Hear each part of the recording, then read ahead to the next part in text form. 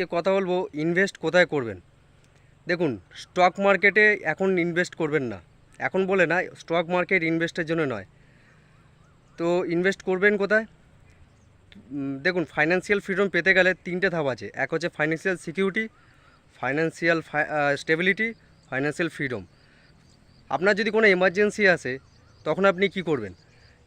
তো এমার্জেন্সি একটা ফান্ড তৈরি করুন, এটাকে হচ্ছে ফাইন্যান্সিয়াল সিকিউরিটি।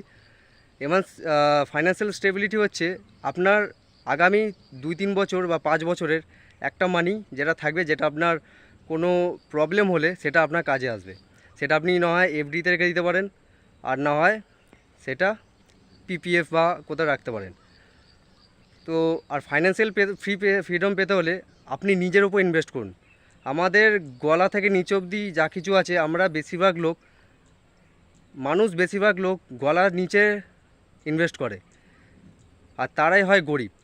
আর যারা বড়লোক ধনী ব্যক্তি আছে, বুদ্ধিমান ব্যক্তি আছে, তারা গলার ওপরে ইনভেস্ট করে।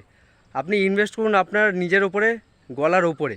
নিজের নলেজ বাড়ান, নিজের স্কিলস বাড়ান, নিজের যে আহ, আহ, অভিজ্ঞতা সেটাকে বাড়ান। তো গলার ওপরে ইনভেস্ট করুন, তো আপনি নিশ্চয়ই একদিন না একদিন সাকসেস পেয়ে যাবেন। তো কোনো যদি প্রশ্ন থেকে থাকে নিচে কমেন্ট করে জানাবেন। ধন্যবাদ।